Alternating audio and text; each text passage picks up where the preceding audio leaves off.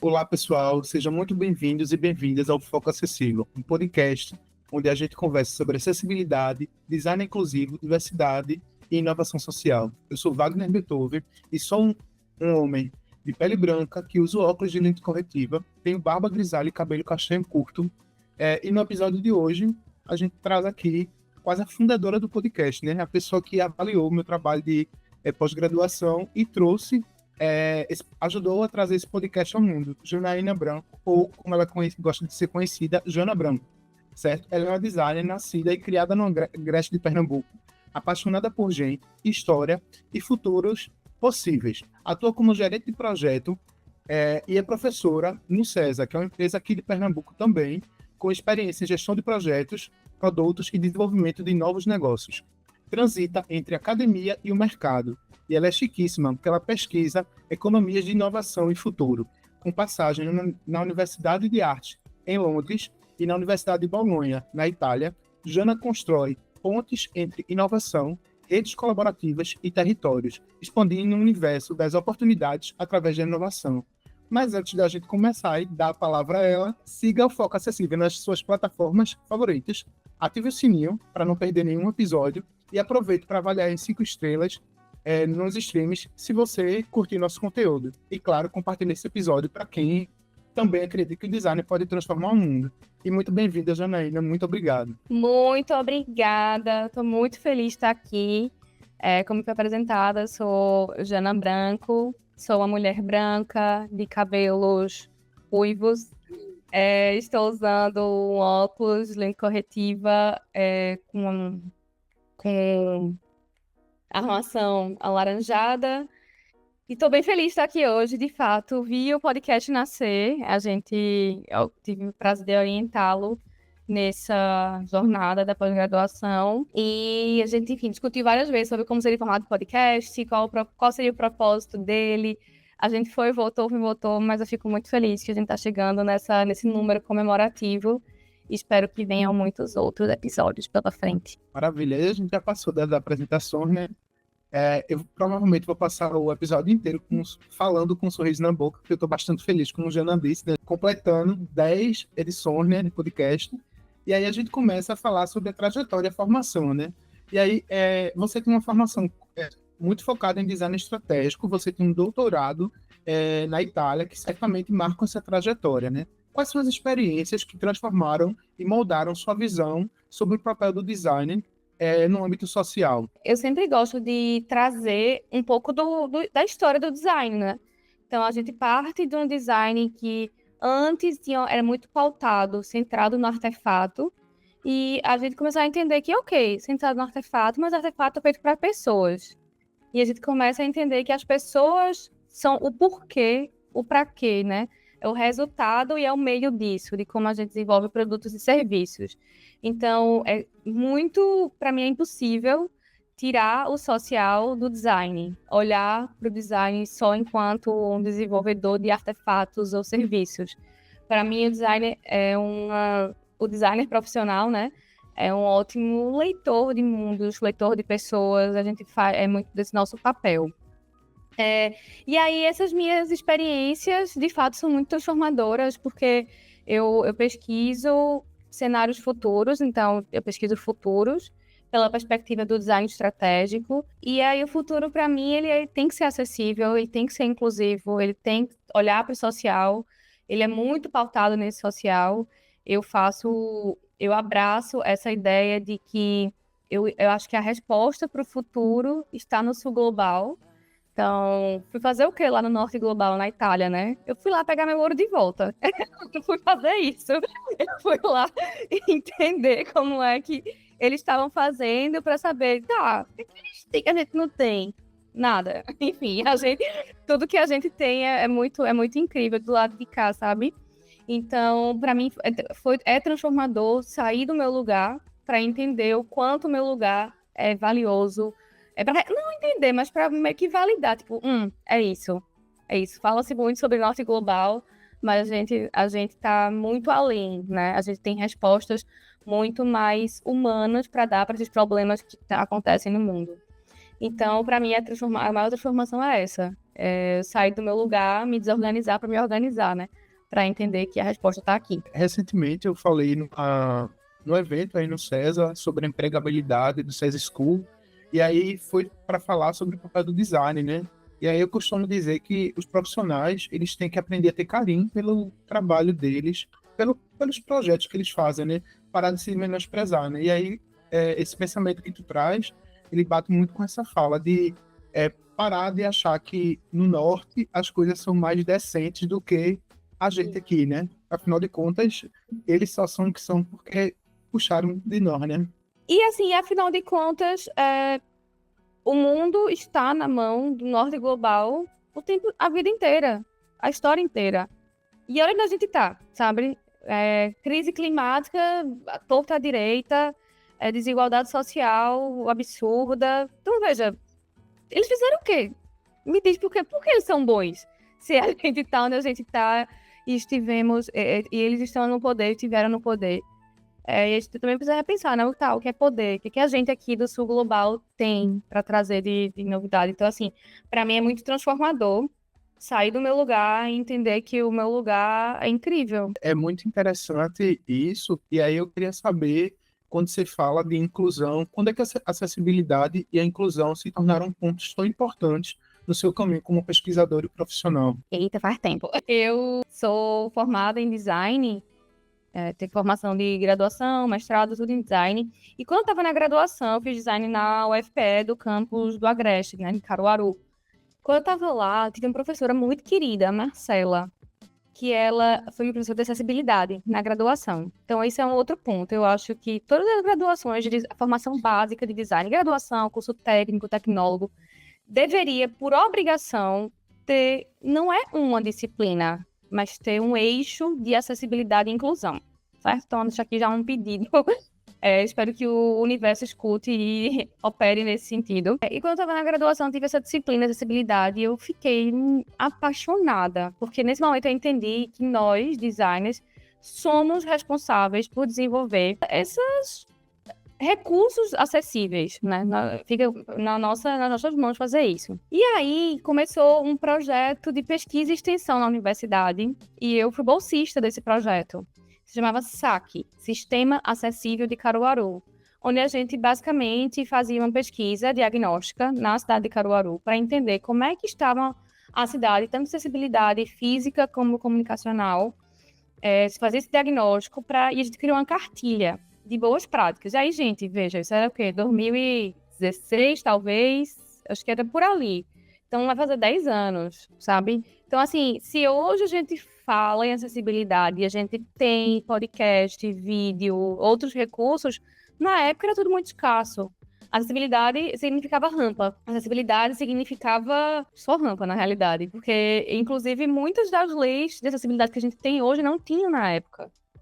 E aí, de lá para cá, eu vejo faz 10 anos, mas a gente deu alguns bons saltos e tivemos algumas vitórias nesse caminho. Poucas, mas algumas. Então, foi nessa ocasião. Eu fiquei muito apaixonada. Eu comecei depois enfim, virei professora. E eu sempre, independente da disciplina que eu estivesse selecionando ou da palestra que eu estivesse dando, eu trazia questões de acessibilidade para mostrar para os designers que a gente é parte a gente é parte do problema, ou seja, também somos parte da solução. Então, eu gosto muito de trazer isso para meus estudantes. Olha, tá vendo? E aí, esse ponto que você traz de lá até cá, acho que mais 11 anos, né? 11 anos. 11 anos. Vai fazer 10 anos. 10 anos. Quase 10 anos, né? E esse tempo, você provavelmente encontrou muitos desafios técnicos, né? E aí, pensando em desafios técnicos, impacto social e encontros humanos proporcionados pelo design, né? Qual desses pontos que te motiva? Desafios técnicos foram encontrados diversos, né? Como eu comentei, a gente tinha poucos recursos como fonte de informação, não tinha muitos fóruns para discussão sobre isso, era uma conversa muito nichada, sabe? Então, só pessoas com deficiência falavam sobre isso, e inclusão significava isso, não significava incluir todos. Parecia que era só focar em pessoa com deficiência, sabe? Então, Desafios técnicos foram vários. Quando eu saí da universidade, fui trabalhar, fui para o mercado. E eu entendia, e eu tenho uma pergunta que eu sempre me faço enquanto projetista, né, enquanto designer. Para quem eu não estou projetando? Quando eu estou desenvolvendo alguma coisa para algum grupo, pergunta-se muito, né? Quem é meu público-alvo? Quem é a persona? É a pergunta base. E eu sempre tenho cuidado de perguntar, tá, mas quem eu estou deixando de contemplar no meu projeto? Então, para mim, é o que mais me motiva, é essa pergunta que um dia me foi feita. Um dia um professor me fez essa pergunta, olhou para um trabalho que estava fazendo e falou assim, tá, você tá projetando para esse grupo, acho que quem tu tá deixando de fora? O seu projeto está excluindo quem? E eu, putz, verdade. Aí você quer ser um designer que inclui ou que exclui? Aí eu peguei meu banquinho e saí de fininho, assim, não, desculpa. E aí eu trouxe muito, para mim foi esse encontro com esse professor, essa fala que ele trouxe para mim, foi uma grande virada de chave na minha percepção e o que tem me motivado, né? Eu sempre paro para refletir, para quem eu tô deixando de projetar? E aí eu tento diminuir essas distâncias. Como é que eu consigo colocar recursos na minha solução que ela vai chegar em outras pessoas? Então, para mim é bem importante isso. E aí tem um lance que é difícil a gente botar todas as pessoas, todos os perfis, mas aí o trabalho da gente é fazer com que esse todo não seja tão específico, né? A gente consiga abarcar mais e mais pessoas, né? E a gente não se contente só com um pouquinho, né? Então, assim, se a gente minimamente está projetando e aí sai, deixa a preguiça um pouquinho de lado e passa 2 minutos pensando, para que eu não estou projetando, já vou começar a pensar em recursos que eu consigo abraçar mais pessoas. Se tu estiver abraçando mais uma pessoa, já é mais uma pessoa que está fora desse meu grupo. Se eu abraçar mais 10, ótimo. Mais 1.000, ótimo. Então, assim, eu sempre... Sabe quando a gente tem um processo de desenvolvimento? Dentro do meu processo de desenvolvimento, uma das etapas é essa. Entender o impacto da minha solução e para quem eu não estou projetando. Para pensar em como diminuir essas distâncias. É bacana que é da frase do teu professor te moldou como um profissional. Uma frase tão curta foi tão profundo, né? E aí, como é que você vê o papel do designer e o futuro, ainda marcado com tanta desigualdade estrutural? E aí, nós como nordestinos, você como mulher, encara isso, né? Como é que você vê esse papel? Foi o que eu comentei agora há pouco, que nós... Quando a gente começa a entender que o design não é só um fazedor de artefatos, e que também os artefatos que a gente faz, eles impactam. Por exemplo, se eu crio um carregador de celular, ele tem um ciclo de vida. Ele vai morrer. Isso vai virar lixo, resíduo. Para onde vai? Então, eu preciso ser responsável desde o nascimento até o descarte de um produto, de um artefato. Então, designer, se eu estou criando novos produtos, eu estou criando novos resíduos. Ou seja, eu preciso entender que eu sou responsável também pela crise climática. Eu estou colocando mais lixo no mundo. Eu preciso também entender que eu sou parte do problema da desigualdade. Que eu sou parte do problema da exclusão. Ou seja, e eu entendo que se eu sou parte do problema, eu também preciso moralmente ser parte da solução. Então, é esse o papel do design que eu vejo para o futuro. A gente entender que se a gente é parte do problema, a gente também é parte da solução. Então, como é que eu projeto com mais ética? Como é um design ético, um design responsável? Tá bem? É sempre perguntar, tá, o que eu estou projetando aqui? Isso é do ponto de vista jurídico legal? Ok. Do ponto de vista moral, para mim, faz sentido? Para as crises, do ponto de vista de impacto no mundo, eu estou melhorando ou estou piorando? Se eu estou piorando o mundo, para o projeto. Não faz, sabe? Tô aqui projetando um Ambete. Vai ser melhor, vai ser pior para o mundo. Pior. Para, não projeta. Tantas e tantas coisas péssimas teriam sido evitadas se alguém tivesse pensado. Tô melhorando, tô piorando o mundo.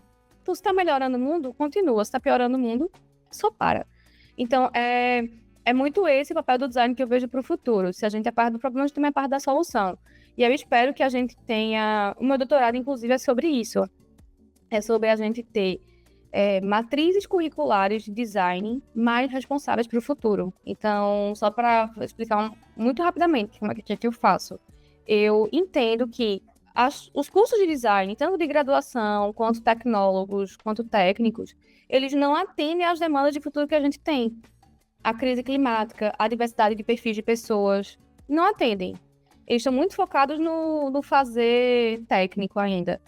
E eu analiso ecossistemas de inovação, que eu acredito muito que eles são uma boa resposta para repensar esse futuro do ensino do design, para que a gente comece a propor novas sugestões e soluções para matrizes curriculares. Então, eu quero disciplinas que falem mais sobre isso, sabe? Eu acho que é muito importante a gente... Porque, poxa, ensinar a mexer no Adobe Illustrator, uma coisa do tipo, o YouTube ensina. Então, não precisa você ir procurar uma faculdade, sabe?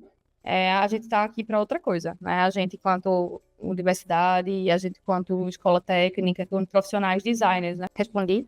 Vou responder, claro. Você antecipou um comentário meu sobre as bets, né? Talvez se as pessoas não tivessem esse pensamento tão destrutivo de construir uma ferramenta tão viciante, que está destruindo famílias, fazendo as pessoas se matarem, talvez a gente não tivesse nem envolvendo esses influencers, né? Que aí não influenciam, como diz meu pai, né? Ninguém te chama para igreja, né? Quem não presta, chama, né?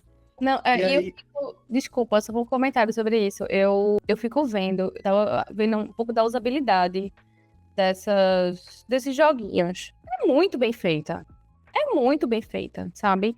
Então, jogou 2 vezes, você se vicia no negócio. Meu Deus do céu, cadê o talento desses designers aí, usando pra uma coisa que preste, pelo amor de Deus? Então, a pergunta que não foi feita eu tô melhorando ou tô piorando o mundo? E aí a gente traz outro ponto, que você fala muito sobre educação, né, da criação curricular. Como é que a gente consegue quebrar essa mentalidade e integrar a acessibilidade desde o início, seja de projetos ou até de formação de profissionais? Boa. Se a acessibilidade só é posta no projeto ou na formação no final, ela não é uma mentalidade acessível. Ela é uma gambiarra. Então, fiz o projeto todinho. Tá pronto. Agora vamos criar alguma feature acessível. Isso é uma gambiarra, sabe? Uma gambiarra. E os usuários da gente, independente de quem seja, não merecem uma gambiarra. Não merecem uma gambiarra. Então, a gente precisa entender que acessibilidade é sobre desenvolver recursos, ferramentas, processos, métodos, sim. Mas é muito mais sobre desenvolver uma mentalidade de projeto inclusiva. Então, desde o momento zero do projeto, a gente tá todo mundo nessa mesma página. Independente do que a gente for fazer, vamos fazer inclusivo. Independente da solução qual vai ser, tem que ser inclusiva, sabe? Então, é esse meu pensamento. Tem que estar desde o momento 1 e não pode ser tratada como um recurso, tem que ser tratada como uma mentalidade, tem que estar no DNA do projeto. A gente também pensa muito de quanto a diversidade desse público que está se formando é muito pouca, né? Por exemplo, quando eu fiz faculdade, eu não fiz design, eu me formei em sistemas, e aí era um comentário anterior que eu queria fazer, que na minha formação existia o pessoal querendo aprender a usar Photoshop muito, assim, era quase um hino que o pessoal toda a aula pedia.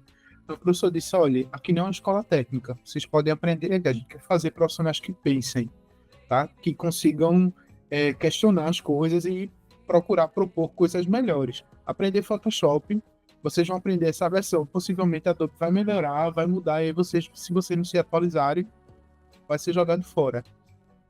E aí, puxando esse gancho, eu me formei, na faculdade tinham 50 pessoas, só 2 eram mulheres. E aí fico pensando, será que dentro desse cenário de TI, de designers, você tem essa diversidade é muito pouca? E eu não estou nem falando de pessoas de pele preta, tá? Que no meu cenário, das empresas que eu já trabalhei, que eu acho que já foram umas 12, eu conto nos dedos quantos líderes de pele preta eu tive e mulheres na gestão. Nunca tive.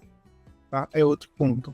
E aí, trazendo esse cenário, assim, pelo menos para mim, né? Esse podcast é um sopro de... Eu tento trazer para mim, né, mais um projeto pessoal do que para qualquer outra pessoa.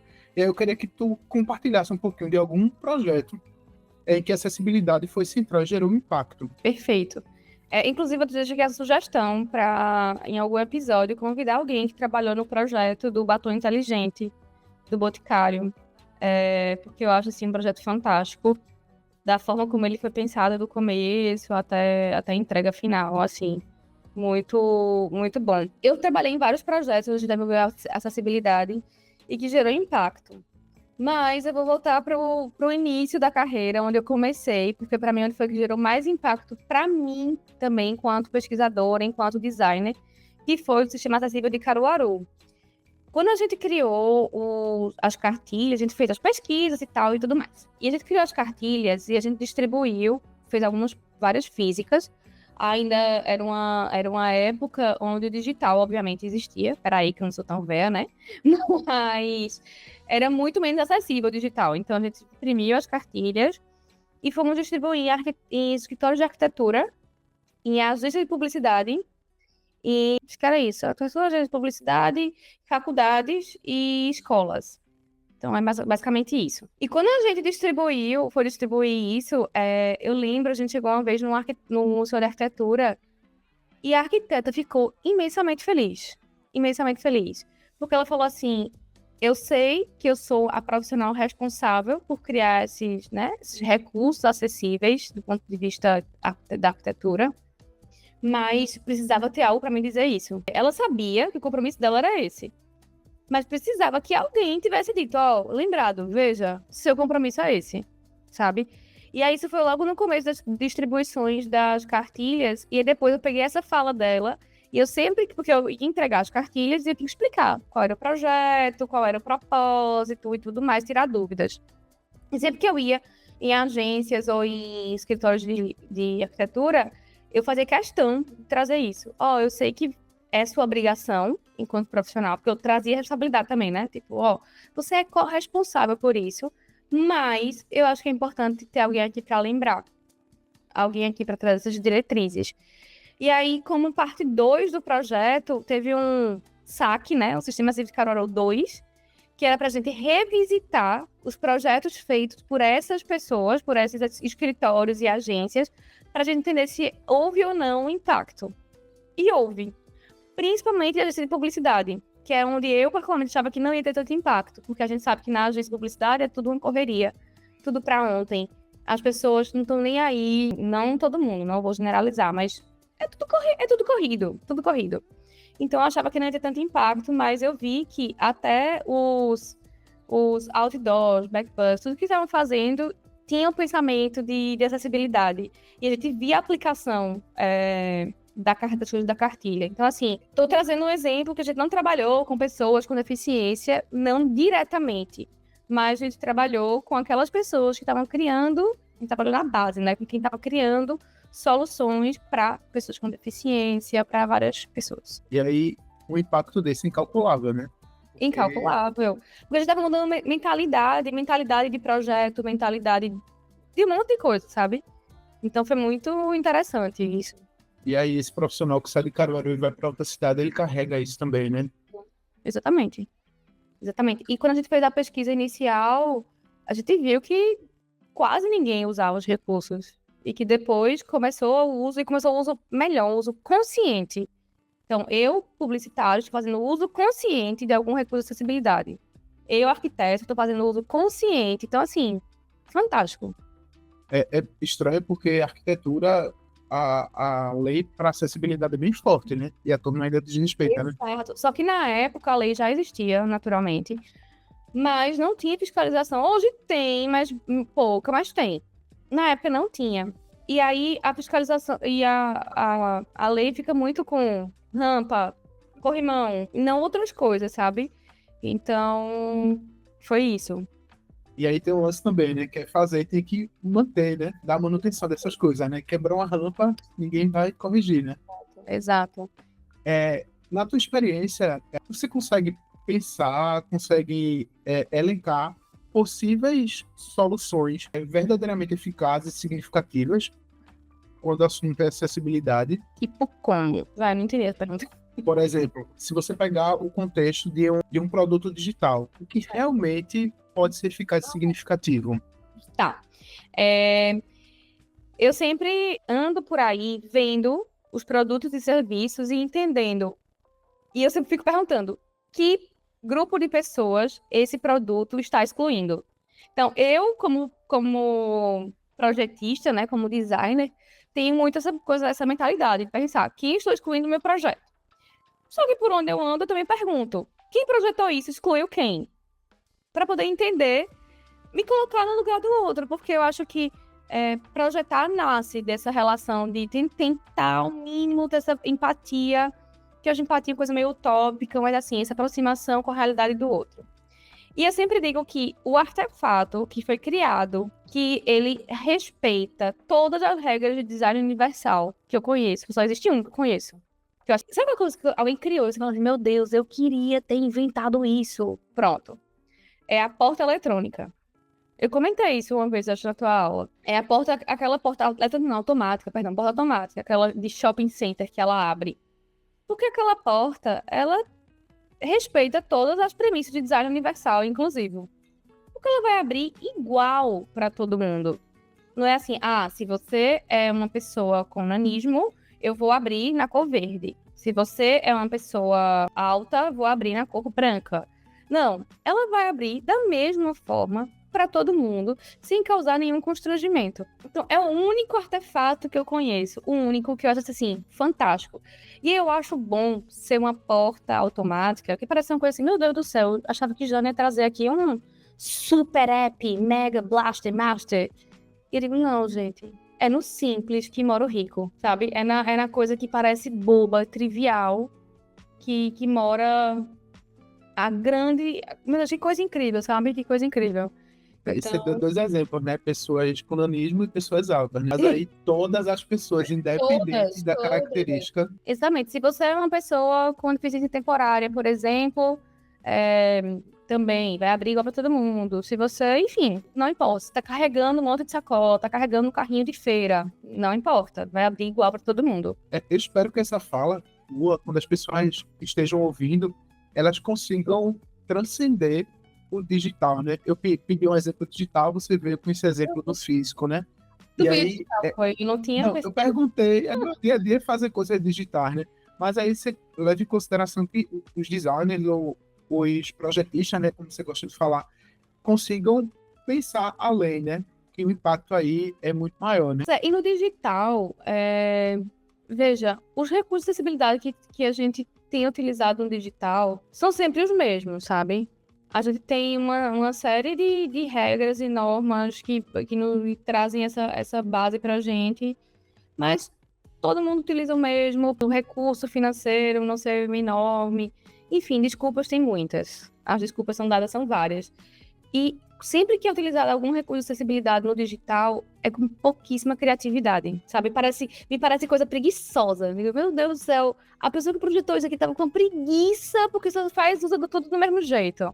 Então parece que não faz um esforço para como é que eu posso usar esse recurso de uma outra forma. O Google, ele lançou recentemente acho que o Material Design do 3.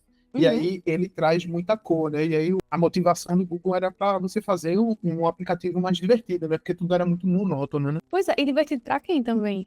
Aí, veja, é isso, a diversão de um vai ser o trauma de outra pessoa. Porque eu tô usando um monte de cor, eu tô causando... E hoje em dia, a gente tem cada vez mais uma série de questões de neurodivergência. E aí, hoje eu uso uma série de cores diversas. Eu vou fazer o quê? Eu tô trazendo gargalos para diversos grupos de pessoas. Então, assim, beleza, eu não quero um mundo cinza, certo? Não tô pedindo um mundo cinza, eu amo cores, por sinal. Mas como é que eu posso usar isso de forma mais criativa também? O desafio é difícil, né? É de fato um desafio, né? E aí, trazendo essa visão estratégica, né? Como é que o design estratégico pode fortalecer essas práticas de diversidade e inclusão dentro das empresas, né? Porque aí o impacto é, de fato, estratégico, né? Maravilha. O design estratégico, acho que primeiro eu preciso dar um passo atrás falando um pouco sobre isso. É um campo do design, a gente vai... O nome de estratégico, né? Então, a gente dentro disso está abraçando o design de futuros, né? Então, a gente vai começar a olhar para o futuro, desenhar cenários futuros, cenários possíveis, entender onde é que a organização, as pessoas querem chegar e desenhar o caminho para chegar lá. Eu, Janaína, eu e tantos outros pesquisadores, a gente tem entendido que o futuro ele é diverso. O futuro ele é diverso. Cada vez mais diverso. Por isso que a Ada estava comentando, a gente sai de um GLS, né? Então, quem é antigo vai lembrar. do GLS. Quem é jovem não vai lembrar do GLS. A gente sai do GLS para o LGBTQIAPN+. Vê, eram 3 letrinhas e 3 letrinhas muito superficiais. Para agora a gente tem um monte de letrinhas e ainda um mais no final, dizendo que tem muito mais, ainda vai nascer muito mais. Então, essa evolução da sigla já mostra que o futuro é diverso e que essa quantidade de letras vai aumentar, certo? Estou trazendo aqui esse exemplo, mas assim, a diversidade em aspectos amplos, né? Então, o futuro, ele é de fato, ele será diverso e as organizações vão precisar utilizar isso a favor delas, para que elas comecem tanto a projetar soluções, quanto elas comecem a projetar soluções dentro de casa, para dentro da organização, né? Intra-soluções que contemplem essa diversidade. Então, o design estratégico, ele traz uma série de métodos e ferramentas que apoiam isso. Como desenhar ações e soluções mais diversas. E é porque é da diversidade que nasce a inovação. E design estratégico é a área onde mora a inovação, né? A inovação no mundo do design, ela está dentro, se fosse para encaixar. A inovação está no design gráfico, não, tá dentro do design estratégico. Então, assim, a inovação nasce da diversidade e a inovação está dentro do design estratégico. Então, é isso. Eu acho que é esse o ponto que o design estratégico vai trazer para a gente uma série de métodos e ferramentas para nos apoiar nisso. A olhar para essa diversidade e entender que ela vai ser a matéria-prima para a gente resolver nossos problemas, praticamente. E aí você chega com esses 2 pés na porta, no peito das empresas, mas a gente sabe que tem muita resistência, né? Como é que se propõe abordagens inclusivas que são fora do padrão, né? Muito bom. Vamos lá. Eu trabalho no projeto, como tu comentou no começo, atuo atualmente, ficou bom, atuo atualmente como gestora de projetos no César. E eu trabalho num projeto que é um grande case de diversidade. Grande mesmo, assim. Muito. Tem 4 anos de projeto já, esse ano é o 4º ano. E esse ano, por exemplo, a gente tem mais pessoas de pele preta do que pessoas brancas. Então, veja, no universo da tecnologia. Foi um número que eu fiquei, assim, muito feliz, muito feliz. Mas a gente fez um trabalho bem de formiguinha, de furar a bolha, certo? E aí acho que vou falar um pouco dessa resistência. E aí eu falei, tá, esse projeto ele tá fomentando essa diversidade para fora. E dentro do projeto, o time que trabalha no projeto é um time diverso? Na minha opinião, se eu estou fazendo um projeto de diversidade e os participantes, né, os colaboradores que trabalham naquele projeto, não contemplam essa diversidade, é uma grande hipocrisia, sabe? É diversidade para fora, mas para dentro de casa, não. Então, a gente montou um time diverso, fez um forte trabalho para isso, para esse recrutamento. E aí nós temos pessoas indígenas, pessoas trans, pessoas com deficiência, de diferentes gerações. Então, assim, é um time de 8 pessoas, 9 pessoas. E a gente tem uma gama enorme de perfis diversos. Então, esse é o primeiro ponto, que é a gente fazer escolhas que contemplem a diversidade. Porém, eu tive muita dificuldade para recrutar. Muita dificuldade. Abri a vaga para... Eu disse, eu quero contratar uma pessoa trans. Abri a vaga. Não tive inscritos. E aí todo mundo começou, mas é porque tá vendo, ó, não tem com esse perfil. Eu disse, gente, tem. As pessoas trans, elas existem e elas querem trabalhar. Tem sim. A gente que tá na bolha e a gente vai precisar furar essa bolha. E aí eu falei com um monte de pessoas, fui procurar algumas associações e disse assim, eu preciso mostrar para todo mundo que as pessoas trans existem, que elas querem trabalhar e que elas são boas, que elas são muito boas. E aí, fui falar de manhã com a associação, quando foi à tarde eu tinha mais de 30 currículos. E aí eu mostrei para toda a organização, tanto dentro do César quanto para fora, disse, gente, tá vendo? A gente precisa começar a furar as bolhas. Porque o nosso universo de tecnologia, eu não tô falando do César, mas o universo de tecnologia como um todo, ainda é um ambiente hostil. É um ambiente que não abraça, né? Então, eu queria mostrar que a gente tá aqui para abraçar. Que a gente quer abraçar e que a gente quer, de fato, ser essa porta, ser essa oportunidade. E aí foi ótimo, eu consegui contratar e foi maravilhoso. Montamos um squad interno também para a gente estar pronto para receber novos perfis mais diversos. E isso foi muito legal, porque a gente viu que foi o amor é contagioso, né? Aquela história. Então, começou com esse projeto e teve um outro projeto que foi me procurar. Jana, como foi que vocês fizeram para contratar? E eu fui falando, e a coisa foi se multiplicando.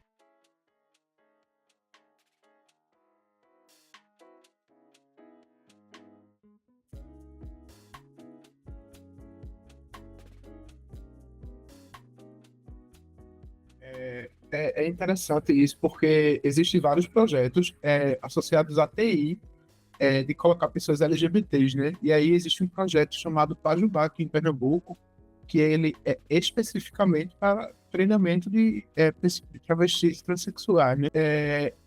Esse projeto eu conheci quando eu participei de um hackathon como voluntário.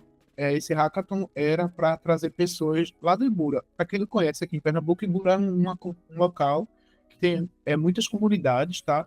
E aí, essas pessoas que estavam em vulnerabilidade social, elas foram lá, tiveram treinamento, e aí a moça do Pajubá, que eu espero um dia poder chamar ela para conversar aqui, ela trouxe vários cenários, assim, e é gritante a quantidade de pessoas que querem trabalhar. Só aquele lance, né? Só falta ter um esforço de levantar a bunda da cadeira e ir atrás, né? E o problema se resolve. Exato. E é respondendo a tua pergunta, né? Como lidar com essas resistências, que às vezes nem é imposta pela empresa A, B ou C, mas imposta por todo esse sistema que existe. Ó, eu sou muito fã da história de hackear as coisas, sabe? Então, vê, a vaga estava aberta. Não, ninguém se inscreveu. Podia ter dito, ah, beleza, vamos agora então chamar qualquer outra pessoa. Se não, vamos atrás. Vamos correr atrás, sabe? Então, não é nem hackear, fazer esses desvios, né? Esses desvios de rota. E é isso. A gente tem que ter muita firmeza do que a gente quer, sabe? E entender que é possível. E aí, não sei se você já respondeu, mas eu vou perguntar mesmo assim. Você já viveu um momento em que essa diversidade dentro da equipe, ela transformou completamente o resultado de um projeto? Que a gente está falando que você trouxe o impacto dentro da empresa, né? Mas no projeto. Esse próprio projeto que eu trabalho, aconteceu isso, né? Porque a gente tá trabalhando nesse projeto onde a gente tem uma diversidade de perfis de estudantes muito grande, muito grande. Então, essa diversidade fez com que os próprios colaboradores se juntassem para criar um manual, para formar os professores. Então, professores, ó, vão receber turma onde tem pessoas de 18 anos e pessoas de 65 anos. Vou receber turma onde tem pessoas de vulnerabilidade econômica altíssima. Vou receber turma de pessoas trans. E como é que deve falar, como é que, enfim. Então, assim, e veja, isso não foi uma demanda minha. Não foi eu, como gerente, falar assim, gente, ó, vamos fazer esse manual. As pessoas do próprio projeto se juntaram e disseram, a gente precisa fazer isso. E mudou completamente. Eu digo que aulas é um serviço, né? Uma aula é um serviço. E nós, enquanto designers, precisamos projetar serviços. E a gente só consegue projetar serviços, a gente consegue ter toda uma jornada para esse serviço. E como parte da jornada, tinha essa formação dos formadores, né? Formação dos professores que iriam estar com esses estudantes. Isso fez toda a diferença. O NPS desse projeto é altíssimo. Porque tem esse momento de acolhimento, tem de todo mundo saber quem é que está chegando para assistir a aula, qual é a história dessa pessoa, como é que a gente pode acolher, como é que a gente pode abraçar, ao invés de ser mais um espaço de exclusão. É bacana porque se essa pessoa novata que chega num projeto na empresa e que ela é diferente dos demais, né, colaboradores, se ela se sente mais segregada ainda, possivelmente ela não vai ficar na empresa e aí ou pode gerar algum problema maior, né? E aí, trazendo esse acolhimento, você fideliza o colaborador, o estudante, fortifica a marca, né? Que aí a pessoa tem um carinho pela empresa, pela instituição que acolheu ela, né? E aí a gente traz também o papel do designer, né? Como um construtor de uma cultura mais representativa e plural. Queria saber qual a tua opinião sobre esse papel do designer, né? Para essa cultura mais acessível. Eu entendo que o designer, geralmente, dentro do desenvolvimento de um produto ou serviço, ele vai ser aquela pessoa que vai olhar do começo ao fim. E a gente coloca o tom, né? A gente coloca o tom do projeto. Fica muito na mão do designer colocar o tom daquele projeto. Então, se você perceber um projeto que é meio estressante, assim, um projeto cansativo, é porque o designer que está liderando bota um tom pesado. Se o designer liderando bota um tom mais amigável, um tom mais lúdico, o projeto geralmente mais amigável também. Se a gente coloca um tom de inclusão, o projeto também vai ter esse tom de inclusão. Então, nós, designers, somos muito responsáveis pelo DNA que o projeto vai carregar.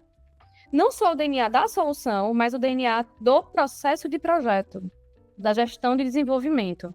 Então, fica muito na nossa responsabilidade. Sem contar que o designer é o profissional que carrega, praticamente, a bandeira da criatividade. É a galera criativa, é a galera criativa. Então, sejamos criativos, tanto para propor recursos acessíveis dentro dos nossos projetos, quanto para, de fato, dizer assim, galera, não, por aí não. Vamos fazer diferente. Então, nós somos as pessoas que a gente tem a licença poética de fazer diferente. Então, a gente pode fazer diferente. Vamos abusar dessa nossa fama de ser diferente e realmente ser... É ótimo. A gente tem a obrigação de ser diferente, né? Quando a gente fala de diversidade dentro de design, a gente traz inovação, né? Quando você falou lá no começo que você está estudando para construir essa grade diversa, né? Como tem sido abordada a inclusão e a acessibilidade dentro da academia? Você sente que os alunos mostram interesse? No meu caso, eu sou bem fora da curva, porque eu estudo isso há mais de 15 anos, né? Então, eu não sou um usuário alvo dessa pergunta. Mas aí, como é que você vê? Como é que você sente isso? Então, infelizmente não, certo? Quando a gente vai falar por exemplo, quando a acessibilidade é uma disciplina eletiva, que os estudantes podem escolher se querem cursar ou não, ela é muito pouco acessada, infelizmente, certo? Porque o pessoal quer um negócio assim, quer um negócio cool, criativo e não sei o quê, achando que a acessibilidade não é criativa. É isso que eu digo, eu queria tanto ter mais pessoas criativas no mundo da acessibilidade, para que a gente pare de usar os recursos acessíveis do mesmo jeito, tudo igual sempre, sabe? Então, assim, os alunos, os estudantes, infelizmente, não ficam mais felizes. Porém, todo mundo, principalmente agora que a gente tem muito mais estudo, muito mais pesquisa, principalmente no universo da neurodivergência, todo mundo tem um pai, uma mãe, um irmão, um primo neurodivergente. Todo mundo tem uma pessoa muito querida, que é uma pessoa com deficiência. E aí as pessoas, quando elas começam a entender que aquela disciplina, que aquele requisito pedagógico, né? Então, uma disciplina, um projeto, uma coisa do tipo, pode ajudar a vida dessas pessoas, elas ficam muito mais engajadas. Então, é o que eu digo, a gente precisa começar a mostrar para os nossos estudantes não só a possibilidade de cursar uma disciplina ou de fazer um projeto, mas precisamos mostrar para os nossos estudantes também o propósito por trás daquilo. E como aquilo pode ser bom para ele, inclusive. Tipo, é massa, você tem... Tipo assim, sabe aquela historinha? Fecha o olhinho e pense numa pessoa da sua família neurodivergente. Pensei agora em 2. Pense... Então, todo mundo... Agora imagine que essa disciplina que você vai cursar agora pode ajudar essa pessoa. Pronto. Conquistei, sabe? Então, também é a forma como a narrativa é feita para conquistar esses estudantes. Porque, às vezes, é isso. Jovens, 19 anos, 20 anos, estão querendo desenhar, sabe? Criar projetos que eles possam ser mega ousados e reconhecidos por isso, achando que acessibilidade não é um caminho para isso. E aí, além desse convencimento pela proximidade, né? Existe algum método ou abordagem que você considera que é eficaz para ensinar design inclusivo e acessível? Tem a boa e velha premissa do design centrado no usuário, certo? Eu acho que dentro do universo do design centrado no usuário, a gente tem uma série de abordagens. A gente tem o design thinking, a gente tem o design sprint, a gente tem o social design thinking, a gente tem um monte de coisa. Só que aí é só a forma de fazer que é diferente. Mas tudo é sobre a mentalidade de design centrado no usuário. Se a gente começar a lembrar que o usuário não é aquele homem cis branco, já é muito bom. Tá com o nome usuário, né? Termina com O, masculino. Então, quando a gente precisa lembrar que o nosso usuário pode ser uma mulher, pode ser uma pessoa do interior, pode ser uma pessoa ribeirinha, pode ser uma pessoa não alfabetizada. Então, o nosso usuário, ele não necessariamente vai ser um homem branco cis, alfabetizado que ganha 10 salários mínimos. Não isso. Então, quando a gente começar, de fato, a olhar para os usuários reais e parar de olhar para o usuário fictício, aí vai ser ótimo. Por isso que eu sou uma grande pessoa contra a persona. Não gosto de ter uma coisa claro, tipo assim, gente, ó, todo mundo tá ouvindo, vai saber a partir de agora que eu sou uma pessoa declaradamente contra a construção de personas. Porque eu acho que as personas são muito enviesadas. Eu conversei com o Vitor David, ele falava que os profissionais hoje criam personas pelo ego, né? Eles querem satisfazer o ego delas e aí criam, por mais pesquisa que façam, sempre vai enviesar, né? Existe um ponto que quando eu lancei o site podcast, que é focoacessível.com.br, eu trabalhava numa empresa que a direção era muito acima dos 70. Uhum. E aí eu mandaram um link para eles, ó, o coordenador de design fez um projeto, etc, que queria que vocês olhassem. E aí, automaticamente, ele pegou o link, entrou, aí viu lá, tem um texto, né? Podcast sobre acessibilidade, diversidade e inclusão na tecnologia. Aí, o diretor disse assim, Wagner, mas o que é um podcast? Aí, vamos lá, né? Aí, hoje, quando você entra no site, se ele passar o mouse lá, vai ter uma descrição, que é um podcast, por mais óbvio que seja, tá? Então, aí... Óbvio ser dito, o óbvio tem que ser dito, tem que ser dito. Exato. E aí a gente está falando também na formação, estamos ainda falando, né, da formação de profissionais. Você acha que eles estão sendo preparados para lidar com acessibilidade como esse valor central, mesmo achando que eles vão ser artistas? Porque tem esse ponto, né, também, né? Hoje, a pessoa quer ser designer, acha que vai fazer arte, né? E aí designer tem que pensar em negócio, em projetos, né? Ai, é pra ser otimista ou verdadeira?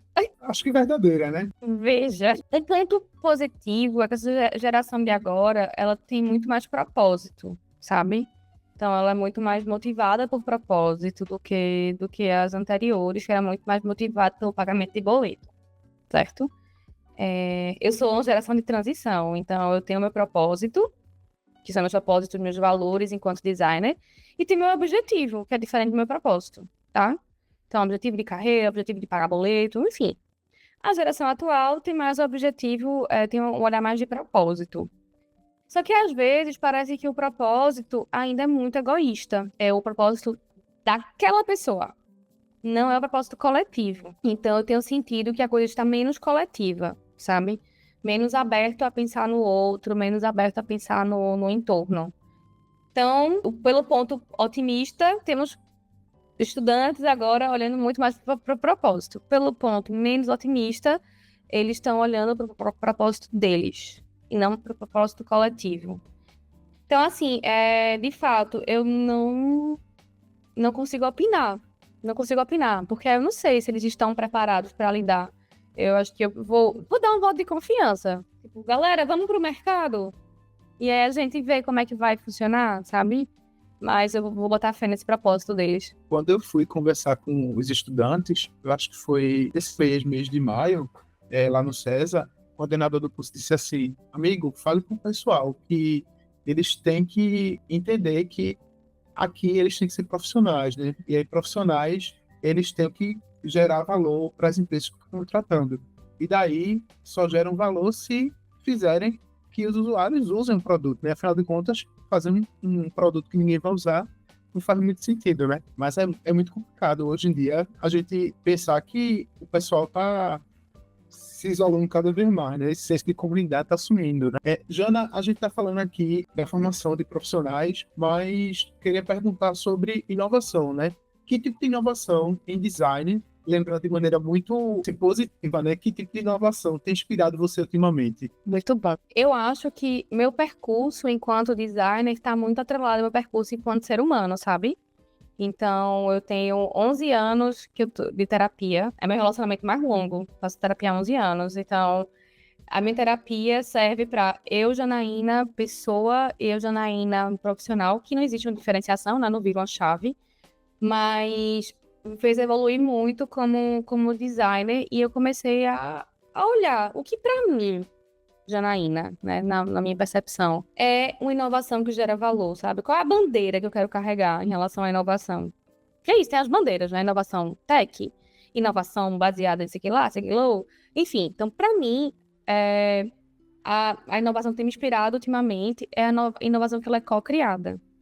Qualquer coisa que é criado com mais de uma pessoa e que muda o comportamento de outras pessoas para melhor, é uma baita inovação. Então, a inovação co-criada. Se a inovação feita por Wagner dentro da casa dele sozinho, não me inspira, não, sabe? Mas se a inovação co-criada e que muda o comportamento para o bem, algo que tem me inspirado muito, muito mesmo. Então, assim, eu sempre gosto dentro dessa... Quando eu estou pensando em criar alguma inovação, ou criar algum serviço ou produto, eu olhar o impacto que isso vai causar. Então, se eu vou deixar... Eu sempre me pergunto, o mundo vai ficar melhor depois de eu criar isso? Se sim, ótimo, segue. Se não, não sigo. Não sigo. E aí eu volto pro negócio das bets, né? Se alguém tivesse pensado nisso, tivesse saído da zona de conforto, da bolha egoísta e pensado nisso antes, não teria feito essa meleca que fizeram.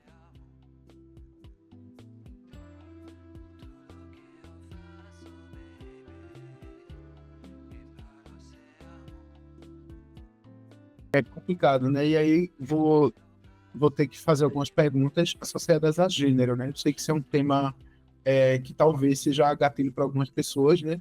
Mas que conselho você daria para quem está começando em design hoje, deseja gerar impacto social com propósito, né? Eu acho que para quem está começando na carreira como um todo, não só como design, porque assim, a gente precisa entender que todo mundo tem que gerar impacto com propósito, sabe?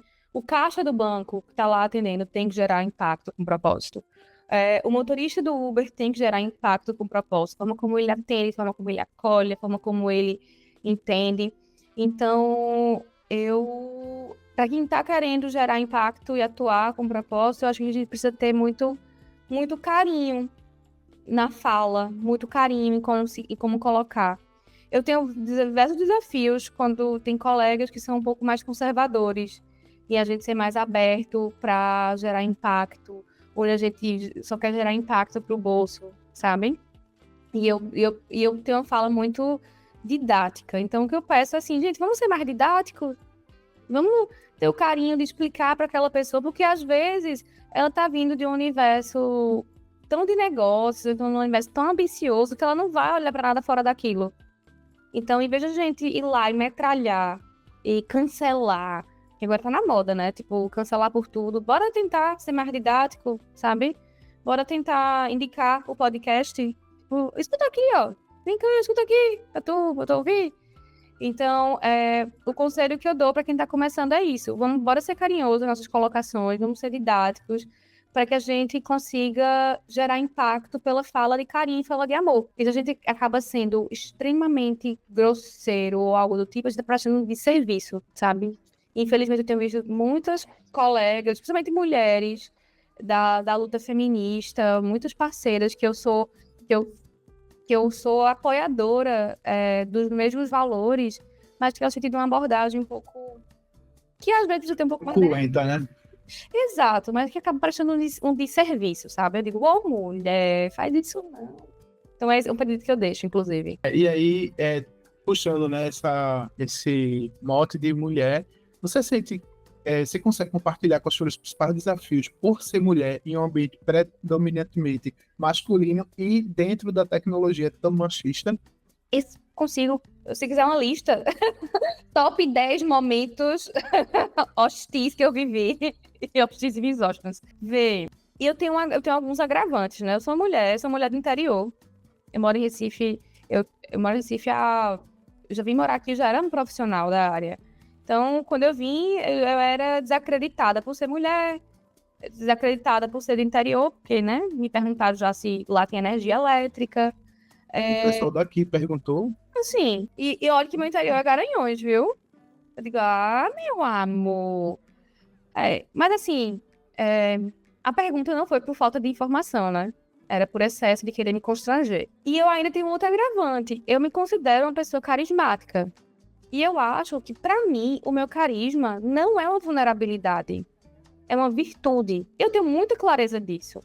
E no ambiente profissional e tecnológico, tem-se uma história de que você tem que ser durona, ou brabona, ou grosseira, para ser respeitada. Se eu tiver que deixar de ser quem eu sou para ser respeitada, eu não quero. É um lugar que não me cabe. É um lugar que não me cabe. E aí eu fui em várias situações. Teve uma muito recente que uma pessoa falou, estávamos dividindo o trabalho, e uma pessoa disse assim, a pessoa tinha hierarquicamente 2 níveis abaixo do meu. E disse assim, você tem competência pra fazer isso? Veja, então assim, é o tipo de coisa que eu escuto. Aí eu perguntei, mas por que você tá duvidando da minha competência? Porque eu sou mulher? Ou porque eu sou simpática? Ou por quê? Porque assim, hierarquicamente eu tô acima. Academicamente também. Eu tô entendendo o que é que tá levando você a acreditar nisso, sabe? Então assim, a gente escuta uma série de coisas que são desagradáveis, algumas outras vezes criminosas, algumas outras vezes, e sempre desrespeitosas, né? Mas eu não abro mão de ser o que eu sou e de sustentar o valor que eu sustento. De ser essa pessoa carismática, sabe? Eu estava até falando um dia desses, me convidaram para palestrar sobre liderança feminina. E eu disse, minha gente, é tanta gente falando de liderança feminina que eu quero trazer uma coisa diferente. Quero falar de liderança feminina, mas eu quero trazer um viés diferente. E fiquei pensando, assim, o que é que me faz ser uma líder diferente de outros colegas? Sabe, qual é o meu grande trunfo, assim? E aí eu falei sobre liderança feminina autêntica. E eu acho que é isso. Eu acho que quando a gente, mulher, tá muito segura, né, da nossa autenticidade, do que a gente é, e do que a gente não abre mão, pode vir trator que não vai derrubar. E nossa virtude, nossa autenticidade vai ser a nossa maior arma de luta, sabe, para isso. Existe tô falando, várias vezes eu fiquei sem argumento, assim, porque eu não sei, se fosse mulher, uma criatura dessa me falasse isso, ia ser um vai te lascar, no mínimo, sabe? Pois é. Eu ia falar pra uma criatura dessa. Pois é, só que as empresas agora têm os canais de integridade, né? E veja, o canal de integridade tá lá para ser usado. Não tenho medo de usar. Não tenho medo. Exato. Existe um ponto também que mulher ela tem que se provar mais, né, para ser competente. E aí, você já sentiu que, assim, você mostrou agora que eu já sei, né, que você é muito competente em tudo que você faz. Você falou aí que você está quase chegando o último grau, né, da escala acadêmica, só falta um pós-doutorado. E pós-doutorado nem é grau mais, viu? Mas não. Não, pós-doutorado é só um estágio, depois, assim, tipo, é uma reciclagem. Então, estou chegando no último. E aí, profissionalmente, você já está numa escala mais alta, né?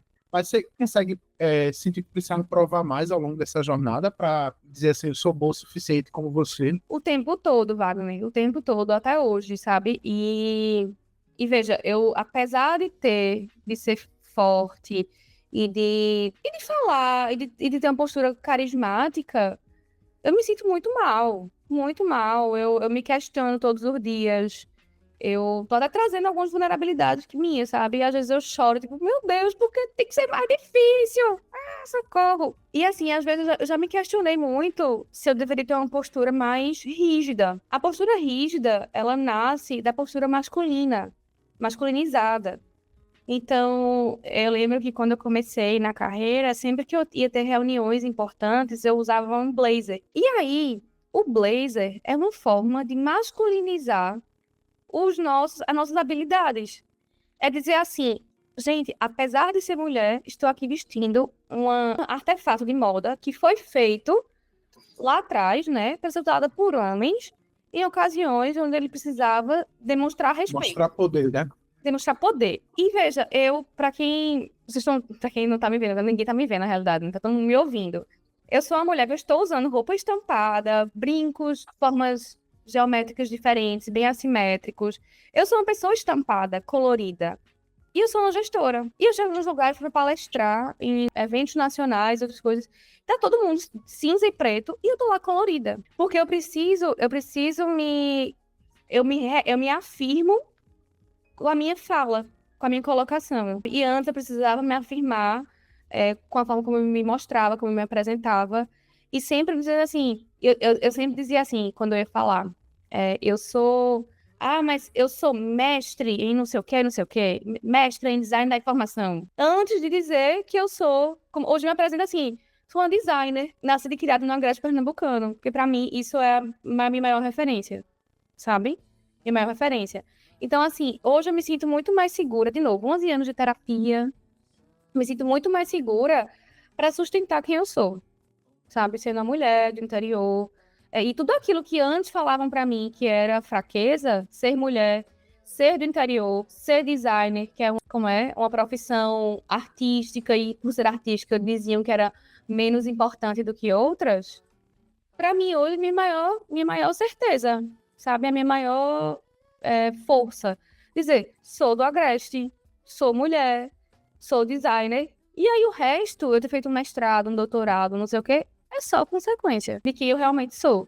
Então, assim, hoje me sinto mais segura e essa coisa de ficar provando é muito menor do que antes. Mas ainda hoje eu penso, e aí, eu vou assumir a postura durona e dar uma carteirada de ter um mestrado, ou tô quase terminando o doutorado, ou eu vou dizer, sou isso que eu sou e você vai descobrir conversando comigo, sabe? Que, de novo, eu tenho o carisma como minha virtude.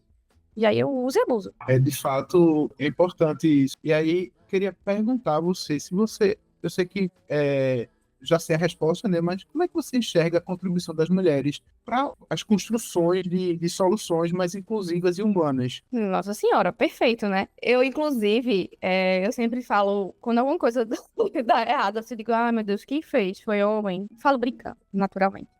Que eu até gosto de homens, tem até alguns amigos que são, meu pai também é, mas é tão bom fazer a piadinha reversa, sabia? É tipo assim, minha vez agora. Lavar a alma, né? Lavar a alma. Veja, quando eu particularmente, vou falar da experiência que eu vivi, certo? Eu posso falar do que eu vivi. Projetos quando eu trabalho com gestoras mulheres, a qualidade do que é entregue é absurdo. Absurdo. E eu sinto que essa qualidade, essa régua é muito mais alta porque as mulheres estão o tempo todo querendo se provar. Provar para si própria e para os outros que elas também conseguem, que elas são boas. Então, isso que é nossa fraqueza, né? De tipo, a gente tem que estar se provando o tempo todo, também é a nossa virtude. Porque a gente se esforça mais para a gente entregar muito mais qualidade. E aí, quando nós mulheres estamos à frente de projetos, a gente tem um olhar mais sensível, a gente tem um olhar mais acolhedor, geralmente, tá? Não vou generalizar, mas boa parte das vezes tem um olhar sensível, um olhar acolhedor, porque a gente já viveu na pele isso. Você já viveu na pele o que é ser duvidar da sua competência porque você é mulher. E se você for uma pessoa boa, você não vai querer que ninguém sofra disso. Se for uma mulher ruim, você vai querer que sofram da mesma coisa que você, sabe? Então, assim, quem sofre na pele não quer replicar a crueldade, né? A gente quer evitar a crueldade. Então, a gente acaba criando um ambiente muito mais acolhedor, muito menos hostil e muito mais diverso, inclusive, o que abraça, né? Abraça mais do que exclui. Pesado o negócio. Eu não sei, eu não consigo nem entender o quão isso pode ser psicologicamente cansativo, sabe? Porque uma vez eu escutei de uma pessoa preta dizendo, Wagner, o pessoal criou esse termo realeza negra, né? Black realness. É. E aí parece que pessoas pretas, quando elas atingem um topo social, elas nunca podem fracassar, porque sempre tem que estar se mantendo. Exato. Deve ser muito cansativo. E esse negócio que eu comentei, esse episódio, faz 3 semanas, mais ou menos, que falaram, você é capaz de fazer isso? Eu, na hora, eu fiquei num misto de ódio, muita raiva, e meio que um risinho no canto de boca, assim, tipo, quê? Sabe? De indignação. Mas eu cheguei em casa, assim, fiquei transtornada, dizendo assim, eu preciso fazer o que mais? Me diz, o que eu preciso fazer o que mais?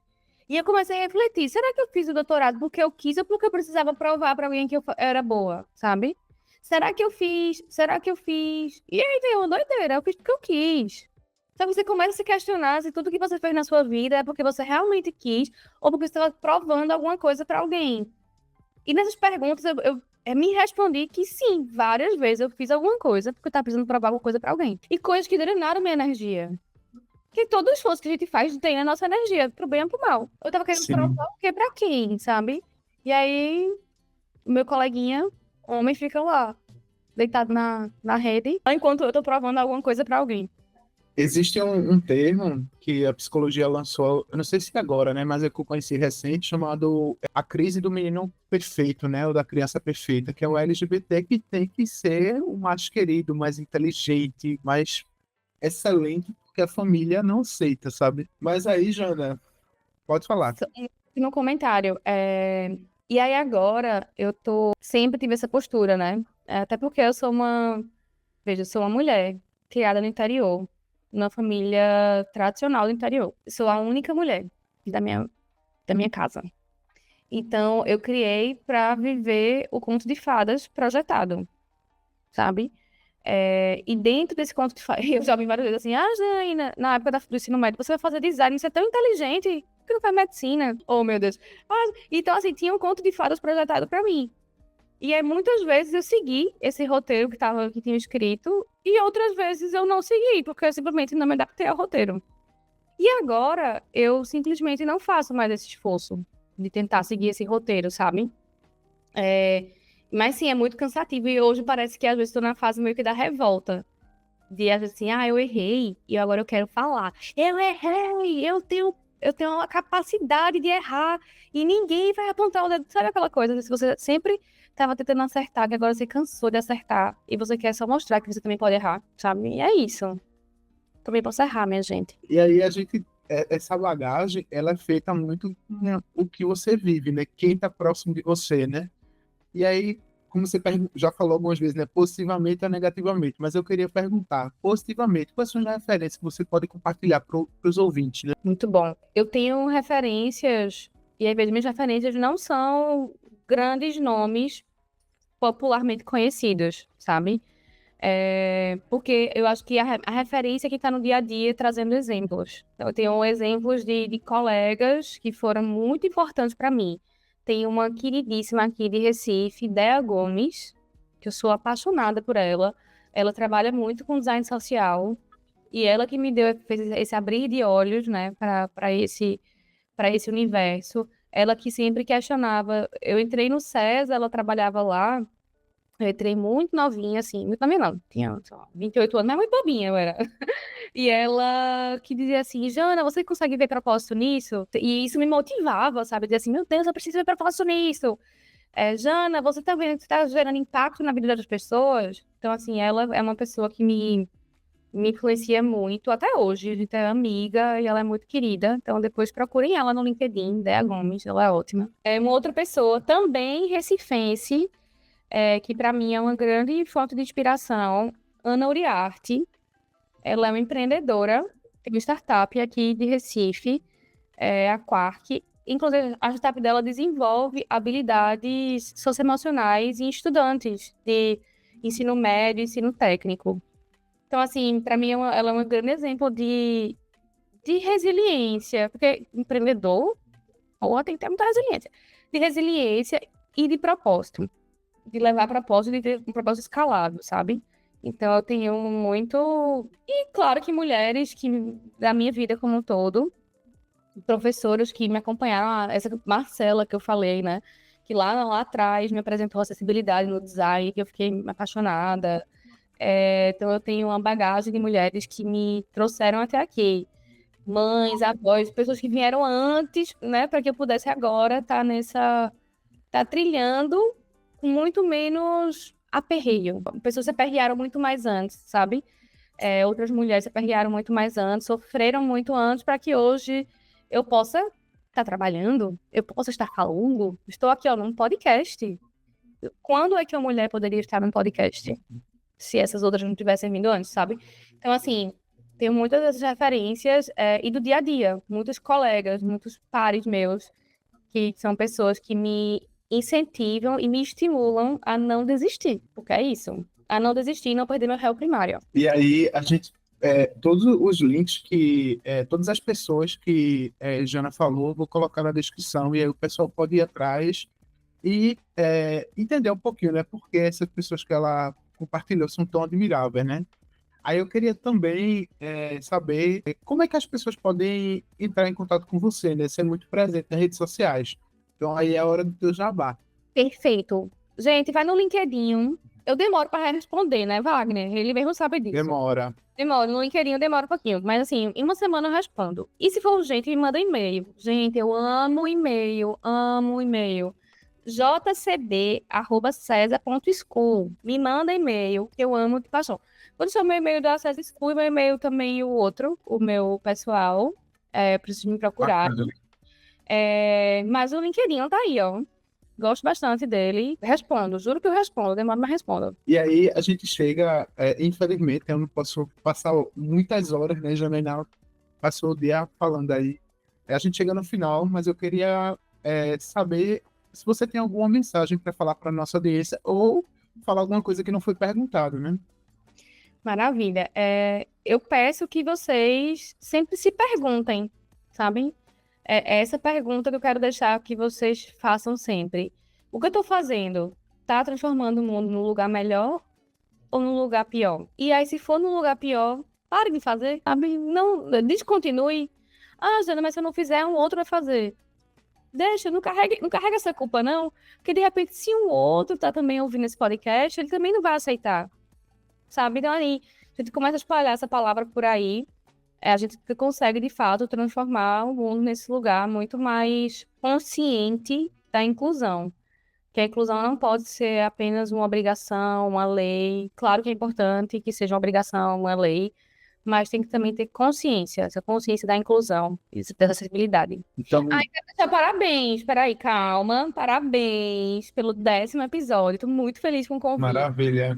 Eu fiquei muito feliz porque, a princípio, a gente pensava tipo, vai ser o trabalho do TCC da pós, e beleza.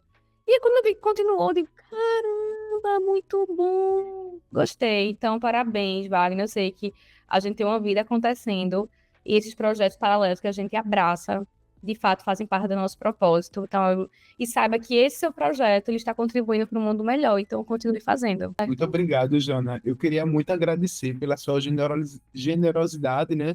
Pela escuta e pela a potência das respostas, né?